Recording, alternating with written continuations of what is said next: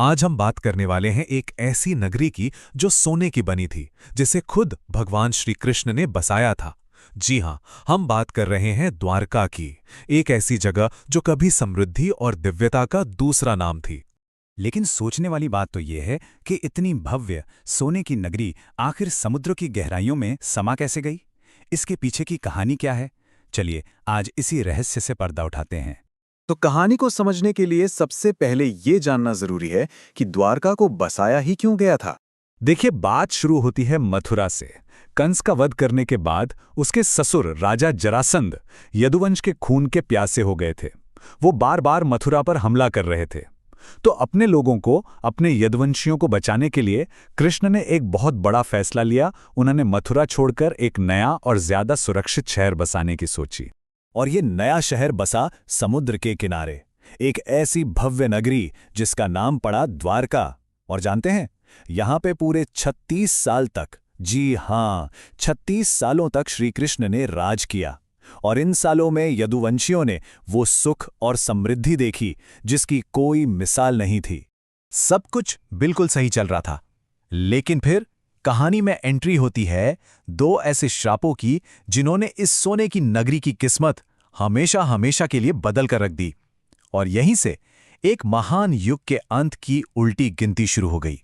मतलब द्वारका का विनाश किसी एक वजह से नहीं हुआ। इसके पीछे दो बहुत ही शक्तिशाली श्राप थे।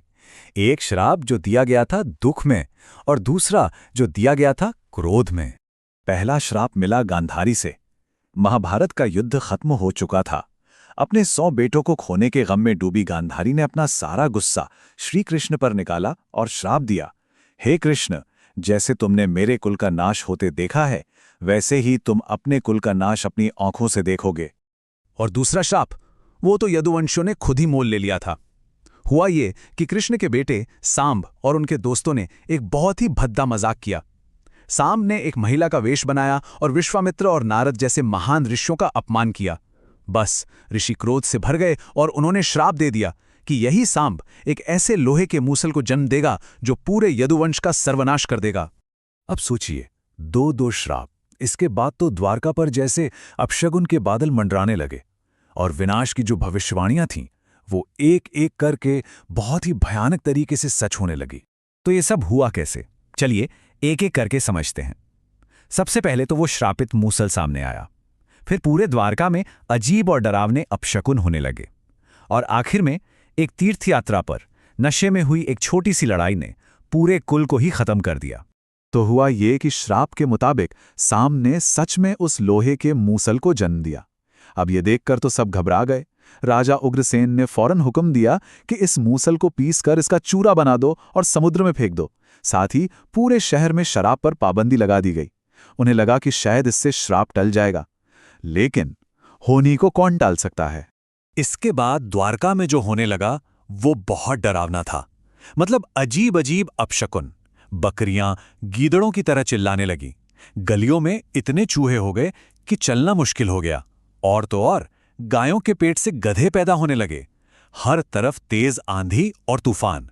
पूरे शहर में एक अजीब सी दहशत फैल गई थी। लेकिन सबसे हैरान करने वाली बात तो अभी बाकी थी। याद है वो मूसल का चूरा जिसे समुद्र में फेंका गया था? वो समुद्र के किनारे वापस आ गया। लेकिन इस बार वो चूरा नहीं था, बल्कि उससे नुकीली, धारदार, एकदम हथियार जैसी घास उगाई थी।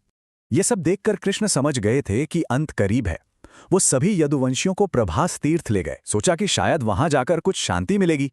लेकिन किस्मत को कुछ और ही मंजूर था। वहां एक उत्सव में नशे में धुत दो यदुवंशी योद्धाओं में किसी बात पर बहस हो गई। और वो छोटी सी बहस देखते ही देखते एक भयानक पूरे कबीले की लड़ाई में बदल गई। नशा, गुस्सा, अहंकार, इन सब में अंधे होकर यदुवंशियों ने क्या किया? उन्होंने उसी धारदार घास को उखाड़ना शुरू किया और एक दूसरे को मारने लगे। वो घास उनके लिए हथियार बन गई। श्री कृष्ण अपनी आंखों के सामने ये सब देखते रहे। सात्यकी, प्रद्युम्न, अनिरुद्ध, एक एक करके पूरा का पूरा कुल आपस में ही लड़कर खत्म हो गया। अपने पूरे कुल का विनाश अपनी आंखों से देखने के बाद अब द्वारका के दिव्य रक्षकों के भी इस दुनिया से जाने का समय आ गया था। एक युग का अंत अब तय था। सबसे पहले श्री कृष्ण के बड़े भाई बलराम, वो एक पेड़ के नीचे ध्यान में बैठ गए और वहीं उन्होंने अपना शरीर त्याग दिया। कहते हैं कि उनके मुख से एक बहुत बड़ा सफेद नाग निकला और सीधा समुद्र में चला गया।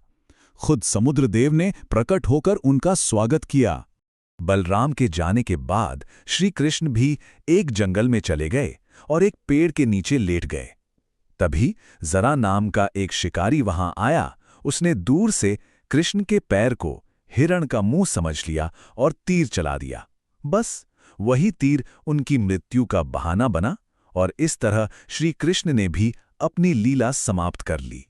अब जब शहर के रक्षक ही नहीं रहे तो शहर का क्या होता? अब बारी थी उस महान नगरी के अंत की। श्री कृष्ण ने जाने से पहले अर्जुन को संदेश भिजवा दिया था। अर्जुन फौरन द्वारका पहुंचे। उन्होंने जैसे तैसे बचे हुए लोगों को शहर से बाहर निकाला और जैसे ही वो लोग बाहर निकले, समुद्र में ऊंची ऊंची लहरें उठीं और देखते ही देखते गांधारी के श्राप को सच करते हुए पूरी की पूरी सोने की द्वारका नगरी को समुद्र ने अपने अंदर निगल लिया। तो ये थी कहानी द्वारका के डूबने की। लेकिन सवाल ये उठता है कि क्या ये सिर्फ एक कहानी है, एक मिथ, या फिर इसके पीछे कोई ऐतिहासिक सच्चाई भी छिपी है? और यहां बात बहुत दिलचस्प हो जाती है, क्योंकि 1963 से भारत का archaeological survey of India Gujarat के तट के पास समुद्र के नीचे खोज कर रहा है। और जानते हैं उन्हें क्या मिला? पानी के नीचे एक पूरे सुनियोजित शहर के खंडहर। वहां से 3000 साल से भी ज्यादा पुराने तांबे के सिक्के, मिट्टी के बर्तन और भी बहुत कुछ मिला है। ये सारी चीजें इस तरफ इशारा करती हैं कि शायद द्वारका सिर्फ एक कहानी नहीं थी। तो ये सारी खोज हमें एक सवाल पर लाकर छोड़ देती है कि हमारी पौराणिक कथाओं में, हमारी किंवदंतियों में और कितने ऐसे रहस्य दबे हुए हैं जिनके खोजे जाने का इंतजार है। और शायद हर कहानी सिर्फ कहानी नहीं होती। Thank you. Please like, share and subscribe.